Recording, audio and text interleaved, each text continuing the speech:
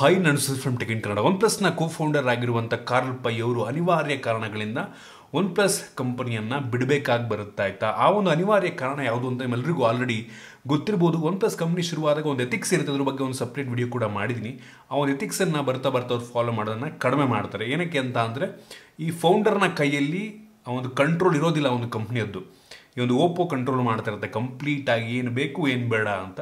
So ಅದರಿಂದ ಈ ಮನೆನೊಂದಂಥ OnePlusನ ಕೋ-ಫೌಂಡರು Karl pi ಅವರು ಆ ಒಂದು ಕಂಪನಿಯನ್ನು ಬಿಟ್ಟು ಇನ್ನೊಂದು ಕಂಪನಿಯನ್ನು ಶುರು ಮಾಡ್ತಾರೆ, ನಥಿಂಗ್ ಅಂತ.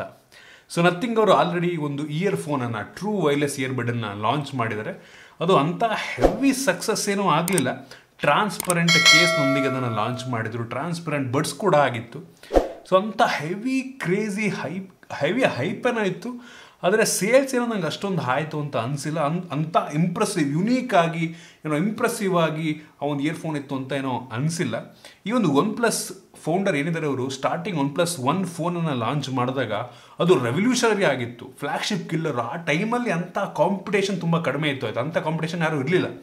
ಸೊ ಆ ಟೈಮಲ್ಲಿ ಏನು OnePlus 1 ಫೋನ್ ಬರುತ್ತೆ ಅದು ರೆವಲ್ಯೂಷನ್ ಕ್ರಿಯೇಟ್ ಮಾಡಿತ್ತು all over the world. But ಆ ರೀತಿ ರೆವಲ್ಯೂಷನ್ನ ಈ ಒಂದು nothing year 1 true wireless earbud ಮಾಡಲಿಲ್ಲ. ಏನಕ್ಕೆ ಅಂದರೆ ಆಲ್ರೆಡಿ ಹೆವಿ ಕಾಂಪಿಟೇಷನ್ ಇದೆ, ಹೆವಿ ಅಫೋರ್ಡಬಲ್ ಆಗಿರುವಂಥ ಟ್ರೂ ವೈರ್ಲೆಸ್ ಇಯರ್ಬಡ್ಗಳೇ ಸಿಗ್ತವಾಯ್ತಾ. ಸೊ ಅದರಿಂದ ಅಂಥ ಹೆವಿ ಹೆಸರನ್ನೇನು ಮಾಡಲಿಲ್ಲ. ಬಟ್ ಇದೀಗ ನಥಿಂಗ್ ಅವರು ಒಂದು ಹೊಸ ಫೋನನ್ನು ಲಾಂಚ್ ಮಾಡೋದಕ್ಕೆ ರೆಡಿ ಮಾಡ್ಕೋತಾ ಇರುವಂಥದ್ದು ನಥಿಂಗ್ ಫೋನ್ 1 ಅಂತ. ಈ ಒಂದು ಸ್ಮಾರ್ಟ್ ಫೋನ್ನ ಕೆಲವೊಂದು ಸ್ಪೆಸಿಫಿಕೇಶನ್ ಲೀಕ್ ಆಗಿರುವಂಥದ್ದು, ಗೊತ್ತಿಲ್ಲ ಎಷ್ಟು ಅಕ್ಯುರೇಟ್ ಅಂತ. ಬಟ್ ಸ್ಪೆಸಿಫಿಕೇಶನ್ ನೋಡಿದ್ರೆ ಈ ಒಂದು ಸ್ಮಾರ್ಟ್ ಫೋನ್ ಒಂದು ಹೈಯರ್ ಲೋ ಎಂಡ್ ಅಂತ, ಒಂದು ರೀತಿ ಹೆವಿ ಹೈ ಎಂಡ್ ಫೋನ್ ಅನ್ನಂಗೂ ಇಲ್ಲ, ಹೆವಿ ಲೋ ಎಂಡ್ ಫೋನ್ ಅನ್ನಂಗೂ ಇಲ್ಲ. ಅಪ್ರಾಕ್ಸಿಮೇಟ್ಲಿ 30-35 ಸಾವಿರ ರೇಂಜಲ್ಲಿ ಲಾಂಚ್ ಆಗುವಂಥ ಸ್ಮಾರ್ಟ್ ಫೋನ್ ಆಗಬಹುದು ಅಂತ ಅನ್ನಿಸ್ತಾ ಇರುವಂಥದ್ದು. ಕಾದು ನೋಡಬೇಕಾಗಿದೆ, ಇನ್ನು ಯಾರಿಗೂ ಗೊತ್ತಿಲ್ಲ ಎಷ್ಟಕ್ಕೆ ಲಾಂಚ್ ಆಗುತ್ತೆ ಅಂತ. ಬಟ್ ನಾನಿವತ್ತು ಒಂದು ವಿಡಿಯೋದಲ್ಲಿ ಒಂದು ಸ್ಪೆಸಿಫಿಕೇಶನ್ ಏನಿರಬಹುದು ಅಂತ ನಾನು ಲೀಕ್ಸ್ಗಳ ಪ್ರಕಾರ ನಿಮಗೆ ಶೇರ್ ಮಾಡ್ತೀನಿ. ಎಕ್ಸಾಕ್ಟ್ಲಿ ಅದೇ ಇರುತ್ತೆ ಅಂತ ಹೇಳೋದಕ್ಕೆ ಹೋಗಲ್ಲ ನಾನು, ಅದಿರಬಹುದು ಆಯಿತಾ.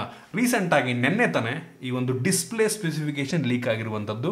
6.55 ಇಂಚಿನ ಅಮೋಲೆಡ್ ಡಿಸ್ಪ್ಲೇ ಇರುತ್ತೆ ಇದರಲ್ಲಿ. ಇದು ಫುಲ್ HD+ ರೆಸೊಲ್ಯೂಷನ್ನು ಮತ್ತು ಫ್ಲ್ಯಾಟ್ ಡಿಸ್ಪ್ಲೇ, ಕರು ಡಿಸ್ಪ್ಲೇ ಅಲ್ಲ, ಮತ್ತು ಪಂಚೋಲ್ ಕ್ಯಾಮ್ರಾ ಮತ್ತು ಬೆಸಲ್, ಲಿಟ್ರಲಿ ಕಂಪ್ಲೀಟ್ ಬೆಸಲ್ ಲೆಸ್ ಡಿಸ್ಪ್ಲೇ ಇದಾಗಿರುತ್ತೆ.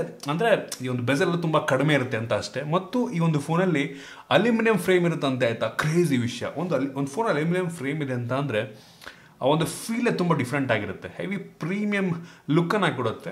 ಮತ್ತು ನಥಿಂಗ್ ಫೋನ್ 1ನಲ್ಲಿ ಬ್ಯಾಕ್ ಟ್ರಾನ್ಸ್ಪರೆಂಟ್ ಬ್ಯಾಕ್ ಇರುತ್ತೆ ಅಂತ ಹೇಳಲಾಗ್ತಿರುವಂಥದ್ದು. ಏನಕ್ಕೆ ಅಂದರೆ ನಥಿಂಗ್ ಇಯರ್ 1ಅಲ್ಲೂ ಕೂಡ ಕೇಸ್ ಟ್ರಾನ್ಸ್ಪರೆಂಟ್ ಆಗಿತ್ತು, ಇದರಲ್ಲೂ ಕೂಡ ಒಂದು ಬ್ಯಾಕ್ ಟ್ರಾನ್ಸ್ಪರೆಂಟ್ ಆಗಿರುತ್ತೆ ಅಂತ ಹೇಳ್ತಾ ಇದ್ದಾರೆ. ಮತ್ತು ಗ್ಲಾಸ್ ಬ್ಯಾಕ್ ಆಗಿರುತ್ತಾ ಅಥವಾ ಪಾಲಿಕಾರ್ಬೊನೇಟ್ ಆಗಿರುತ್ತಾ ಕಾದು ನೋಡಬೇಕಾಗಿದೆ. ಗ್ಲಾಸ್ ಬ್ಯಾಕ್ ಕೊಟ್ಟರೆ ಚೆನ್ನಾಗಿರುತ್ತೆ, ಕಾದು ನೋಡೋಣ ಏನು ಮಾಡ್ತಾರೆ ಅಂತ. ಒಟ್ಟಿಗೆ ಲುಕ್ ವೈಸ್ ಅಂತೂ ನನಗೆ ಅನ್ನಿಸ್ತಂಗೆ ಒಂದು ಇನ್ ಕೇಸ್ 30-35 ಸಾವಿರ ಲಾಂಚ್ ಆದರೆ ರೀಸನಬಲ್ ಅಂತ ಅನ್ನಿಸ್ತಾರೆ. ಒಂದು ದೊಡ್ಡ ಫೋನ್ 6.55 ಇಂಚಿನ ಫೋನ್ ಅಂತ ಅಂದರೆ ದೊಡ್ಡ ಫೋನೇ. ಅದರಲ್ಲೂ ಕೂಡ ನಿಮಗೆ ಏನು ಬೆಸಲ್ ತುಂಬ ಕಡಿಮೆ ಇರೋದ್ರಿಂದ ಒಂದು ಲೆವೆಲ್ ಕಾಂಪ್ಯಾಕ್ಟ್ ಆಗಿ ಅನ್ನಿಸ್ಬೋದೇನೋ. ಕಾದು ನೋಡೋಣ ಹೆಂಗಿರುತ್ತೆ ಅಂತ. ಮತ್ತು ಎಷ್ಟು ವೇರಿಯಂಟಲ್ಲಿ ಲಾಂಚ್ ಆಗುತ್ತೆ ಅಂತ ಗೊತ್ತಿಲ್ಲ. ಆಬ್ವಿಯಸ್ಲಿ ಇದರಲ್ಲಿ LPDDR5 ರ್ಯಾಮೇ ಇರುತ್ತೆ ಮತ್ತು UFS 3.1 ಸ್ಟೋರೇಜ್ ಇರುತ್ತೆ. ಪ್ರೊಸೆಸರ್ ಇನ್ನೂ ಕನ್ಫ್ಯೂಷನಲ್ಲಿದೆ. ಒಂದೊಂದು ಲೀಕ್ಸ್ ಒಂದು ಪ್ರೊಸೆಸರ್ ಇರುತ್ತೆ ಅಂತ ಹೇಳ್ತಾ ಇದ್ದಾರೆ. 2 ಆಪ್ಷನ್ ಇದೆ ಆಯಿತಾ. ಒಂದು ಲೀಕು ಸ್ನ್ಯಾಪ್ಡ್ರ್ಯಾಗನ್ 778 ಪ್ರೊಸೆಸರ್ ಅಂತ ಅಂದರೆ, ಇನ್ನೊಂದು ಲೀಕು ಹೊಸದಾಗಿ ಲಾಂಚ್ ಆಗ್ತಿರುವಂಥ ಸ್ನ್ಯಾಪ್ಡ್ರ್ಯಾಗನ್ 7 Gen 1 ಪ್ರೊಸೆಸರ್ ಅಂತ ಹೇಳಲಾಗ್ತಿರುವಂಥದ್ದು. ಐ ಹೋಪ್ ಈ ಒಂದು ಫೋನಲ್ಲಿ 7 Gen 1 ಇರುತ್ತೆ ಅಂತ. 7 Gen 1 ಪ್ರೊಸೆಸರ್ ಒಂದು ರೀತಿ ಹೈಯರ್ ಮಿಡ್ ಎಂಡ್ ಅಂತ ಅನ್ಬೋದು. ಹೈಯರ್ ಮಿಡ್ ಎಂಡ್ ಅನ್ನೋಕ್ಕಿಂತ ಮಿಡ್ ಎಂಡ್ಗಿಂತ ಹೆವಿ ಪವರ್ಫುಲ್ ಆಗಿರುವಂಥ ಪ್ರೊಸೆಸರ್. ನನಗೆ ಅಂಥದ್ದು ಬೆಂಚ್ ಮಾರ್ಕ್ ಅದತ್ರ 6 ಲಕ್ಷ ತನಕ ಕೊಡಬಲ್ಲಂಥ ಸಾಮರ್ಥ್ಯ, 6-7 ಲಕ್ಷ ತನಕ ಕೊಡಬಲ್ಲಂಥ ಸಾಮರ್ಥ್ಯ ಒಂದು ಪ್ರೊಸೆಸರ್ಗೆ ಇರುತ್ತೆ ಅಂತ ಅನ್ಕೋತೀನಿ. ಗೊತ್ತಿಲ್ಲ ಎಷ್ಟು ಹೇಗಿರುತ್ತೆ ಆ ಒಂದು ಪ್ರೊಸೆಸರ್ ಅಂತ, ಕಾದು ನೋಡೋಣ. ನಾನಂತೂ ಹೆವಿ ಎಕ್ಸೈಟ್ ಆಗಿದ್ದೀನಿ. ಮತ್ತು ಇದರಲ್ಲಿ ನಿಮಗೆ 50 ಮೆಗಾಪಿಕ್ಸೆಲ್ನ ಮೇನ್ ಸೆನ್ಸರ್, 2 ಕ್ಯಾಮ್ರಾ ಅಂತೆ. ಮೋಸ್ಟ್ಲಿ ಒಂದು ಅಲ್ಟ್ರಾ ವೈಡ್ ಆ್ಯಂಗಲ್ಲು ಮತ್ತು ಇನ್ನೊಂದು ಮೇನ್ ಸೆನ್ಸರ್ ಇರುತ್ತೆ ಅಂತ ಅನ್ಕೋತೀನಿ. ಕಾದು ನೋಡೋಣ ಹೆಂಗಿರುತ್ತೆ ಅಂದರೆ. ಮೇನ್ ಸೆನ್ಸರ್ 50 MP ಅಂತ ಹೇಳಲಾಗ್ತದೆ. ಫ್ರಂಟ್ ಕ್ಯಾಮ್ರಾ ಮೋಸ್ಟ್ಲಿ 16 ಅಥವಾ 32 MP ಹಾಕ್ಬೋದು, ಬಟ್ ಗೊತ್ತಿಲ್ಲ ಎಷ್ಟಾಗ್ತಾರೆ ಅಂತ. ಒಟ್ಟಿಗೆ ಕ್ಯಾಮ್ರಾ ಆಬ್ವಿಯಸ್ಲಿ ಚೆನ್ನಾಗಿರುತ್ತೆ, ಯಾವುದೋ ಸೋನಿ ಸೆನ್ಸರ್ ಹಾಕಿರ್ತಾರೆ. ನೋಡೋಣ ಹೆಂಗಿರುತ್ತೆ ಅಂತ. ಬಂದಮೇಲೆ ನಾನು ಇನ್ ಕೇಸ್ ನನಗೆ ಕಳಿಸಿದ್ರೆ ಅಥವಾ ನನಗೆ ಹೆವಿ ಸಖತ್ತಾಗಿದೆ ಅಂತಂದರೆ ನಾನು ಪರ್ಚೇಸ್ ಮಾಡಿ ರಿವ್ಯೂನ ಕೂಡ ಮಾಡ್ತೀನಿ. ಅದನ್ನು ಬಿಟ್ಟರೆ ಆಬ್ವಿಯಸ್ಲಿ ಇನ್ ಡಿಸ್ಪ್ಲೇ ಫಿಂಗರ್ ಪ್ರಿಂಟ್ ಸೆನ್ಸರ್ ಇರುತ್ತೆ, ಫೇಸ್ ಅನ್ಲಾಕ್ ಇರುತ್ತೆ. ಬ್ಯಾಟ್ರಿ 4500 mAh ಕೆಪಾಸಿಟಿಯ ಬ್ಯಾಟ್ರಿ ಅಂತ ಹೇಳಲಾಗ್ತಾ ಇದೆ. ಗೊತ್ತಿಲ್ಲ, ಅದಕ್ಕಿಂತ ಕಡಿಮೆನಾದರೂ ಆಗ್ಬೋದು, ಜಾಸ್ತಿ ಅಂತೂ ಆಗಲ್ಲ ಮೋಸ್ಟ್ಲಿ. 4500 ಅಥವಾ 4300 ಅಂತ ಹೇಳ್ತಾಯಿದ್ರೆ ನೋಡಬೇಕಾಗಿದೆ ಎಷ್ಟಕ್ಕೆ ಲಾಂಚ್ ಆಗುತ್ತೆ ಅಂತ. ಅದನ್ನು ಬಿಟ್ಟರೆ ಆಬ್ವಿಯಸ್ಲಿ ಸ್ಟೀರಿಯೋ ಸ್ಪೀಕರ್ ಕೊಟ್ಟಿರ್ತಾರೆ. ಫೋಟೋ ನೋಡ್ದಂಗೆ ವೈರ್ಲೆಸ್ ಚಾರ್ಜಿಂಗ್ ಇರಬಹುದು ನಂಗೆ ಅನ್ನಿಸ್ತಂಗೆ, ಗೊತ್ತಿಲ್ಲ. ಬಟ್ ಬ್ಯಾಕಲ್ಲಿ ಒಂದು ವೈರ್ಲೆಸ್ ಚಾರ್ಜಿಂಗಿಂದು ಸ್ಟ್ರ್ಯಾಪ್ ಇರೋ ಥರ ಇದೆ, ಬಟ್ ಗೊತ್ತಿಲ್ಲ ಅದು. ಕೊಟ್ಟರು ಕೊಡ್ಬೋದು, ಕೊಡೋದೇ ಇರಬಹುದು. IP ರೇಟಿಂಗ್ ಎಲ್ಲ ಡೌಟು ಕೊಡೋದು ಈ ಒಂದು ಪ್ರೈಸ್ ರೇಂಜಿಗೆ, ಬಟ್ ನೋಡೋಣ ಹೆಂಗಿರುತ್ತೆ ಅಂತ. ಸೊ ಇದಿಷ್ಟು ಈ ಒಂದು ಫೋನ್ದು ಕೆಲವೊಂದು ಲೀಕ್ ಆಗಿರುವಂಥ ಮೇನ್ ಫೀಚರ್ಸ್. ಈ ಒಂದು 32,000 ಈ ಒಂದು ಫೋನಿಗೆ ಹೆವಿ ಕ್ರೇಜಿ ಪ್ರೈಸ್ ಅಂತ ಅನ್ನಲ್ಲ ನಾನು, ರೀಸನಬಲ್ ಅಂತೀನಿ.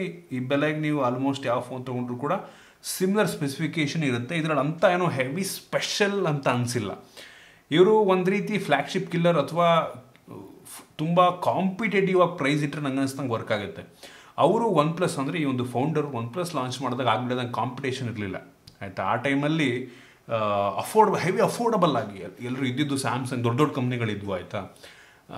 ಬಟ್ ಈ ಒಂದು OnePlus ಬಂದುಬಿಟ್ಟು ಹೆವಿ ಕಡಿಮೆಗೆ ಲಾಂಚ್ ಮಾಡ್ತಾರೆ ಅದೇ ಸ್ಪೆಸಿಫಿಕೇಷನ್ನ. ಬಟ್ ಈ ಟೈಮಲ್ಲಿ ಕಾಂಪಿಟೇಷನ್ ಹೆಂಗಿದೆ ಅಂತಂದ್ರೆ ಆಲ್ರೆಡಿ ಕಂಪ್ನಿಗಳಿದ್ದಾವೆ ಕಾಂಪಿಟೇಟಿವ್ ಆಗಿ ಹೆವಿ ಅಫೋರ್ಡಬಲ್ ಆಗಿ ಫ್ಲ್ಯಾಗ್ಶಿಪ್ ಕಿಲ್ಲರ್ ಲಾಂಚ್ ಮಾಡೋದೇ ಕಂಪ್ನಿಗಳೇ ಬೇಜಾನಿದ್ದಾವೆ. ಅವರ ಮಧ್ಯೆ ಇವರು ಕಾಂಪೀಟ್ ಮಾಡೋದು ಹೆವಿ ಕಷ್ಟ ಇದೆ. ನಂಗೆ ಅನ್ನಿಸ್ತಂಗೆ ಇದು ಹೈಪ್ ಏನೋ ಇದೆ, ಹೆವಿ ಹೈಪ್ ಏನೋ ಇದೆ, ಬಟ್ ತುಂಬ ಕಷ್ಟ ಇದೆ. ಈ ಕಾಂಪಿಟೇಟಿವ್ ಮಾರ್ಕೆಟಲ್ಲಿ ಸರ್ವ್ ಆಗೋದು ತುಂಬ ಕಷ್ಟ ಇದೆ.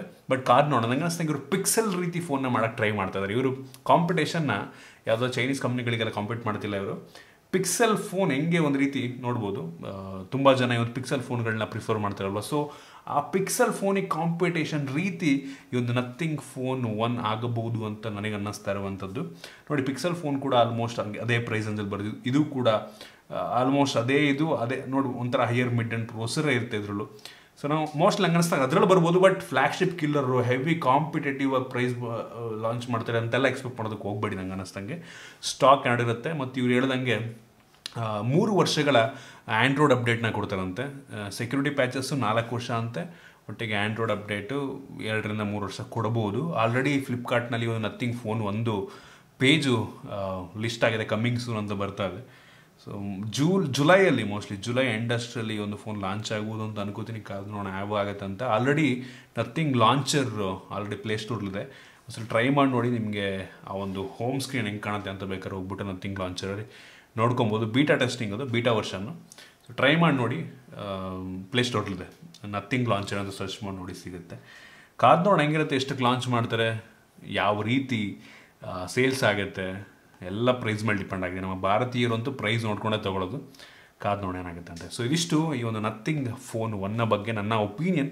ನಿಮಗೆ ಇದ್ರ ಬಗ್ಗೆ ಅನ್ಸುತ್ತೆ ವಿಡಿಯೋಗಳಿಗೆ ಕಾಮೆಂಟ್ ತಿಳಿಸ್ಬೋದು. ಇಷ್ಟವಿಟ್ಟು ಲೈಕ್ ಮಾಡಿ, ಶೇರ್ ಮಾಡಿ. ರೀತಿ ನಮ್ಮ ಬೇರೆ ವಿಡಿಯೋಗಳು ನಮ್ಮ tech in Kannada YouTube subscribe ಮಾಡ್ಕೊಂಡಿಲ್ಲ, ಈಗಲೇ ಸಬ್ಸ್ಕ್ರೈಬ್ ಮಾಡ್ಕೊಳ್ಳಿ ಮತ್ತು ಬೆಲ್ ಐಕನ್ ಕೂಡ ಕ್ಲಿಕ್ ಮಾಡ್ಬೋದು.